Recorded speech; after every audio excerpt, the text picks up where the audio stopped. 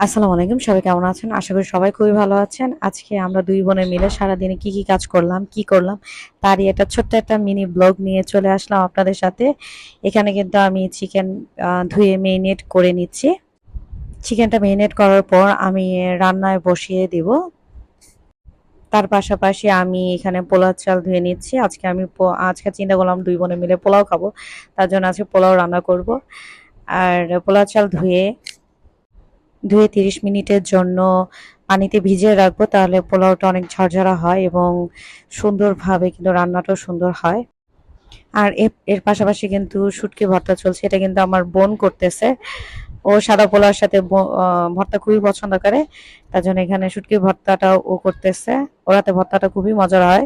আর তার পাশাপাশি আমি চিকেনটাও মানে দেখতেছি। আমার বোন পাটা ভুতা ধুয়ে নিচ্ছে, কারণ পাটা ভুতা ভর্তা খেতে বেশি মজা লাগে। আর এর পাশাপাশি ও ভর্তার মানে যে লাস্ট ফিনিশিং এটা দিচ্ছে। আর আমার বোনে কিন্তু এই ভর্তাতে কিন্তু পেঁয়াজ, রসুন এবং আমরা কাঁচা মরিচ দিয়ে ভর্তা খাই। আমরা কিন্তু শুকনো মরিচের ভর্তাটা খুব কম খাই। আর এই ভর্তাটা হচ্ছে সরিষার তেল দিয়ে কিন্তু সবকিছু ও ভেজে নিয়েছে। আর এই ভর্তাটা খেতে কিন্তু খুবই মজা লাগে। কাঁচা মরিচ দিয়েছে যে তার জন্য যে টেস্ট কম হবে তা না, কিন্তু ভর্তাটা খেতে আসলে অনেক মজার। আমি এখন রাইস কুকারে পোলাওটা বসিয়ে দেব, কিন্তু আমি চুলায় কিন্তু ভেজে নিই। তারপরে আমি একেবারে পরিমাণ মতন পানি দিয়ে পরে একদম পুরো রাইস কুকারে দিয়ে বসিয়ে দেই। এখানে আদা ব্লেন্ড করতে হবে আজকে। আর এখানে কিন্তু পাশাপাশি আমার পোলাও হচ্ছে, তার পাশাপাশি কিন্তু চুলায় আমার চিকেনটা একদম অলমোস্ট হয়ে আসছে। এখন আমি কিছু আলুর বোখরা সাদা পোলাওতে দিয়ে দেব।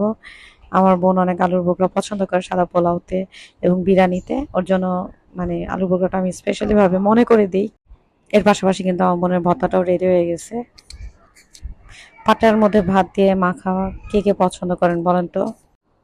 এখানে কিন্তু আমার সাদা পোলাওটা রেডি হয়ে গেছে। আমি দিকে একটু জর্দার রং দিছি, আপনারা চাইলে দিতে পারেন। আর তার পাশাপাশি আমার মুরগিটা হয়ে গেছে। আজকের ব্লগটা এই পর্যন্তই, দেখা হবে নেক্সট ব্লগে।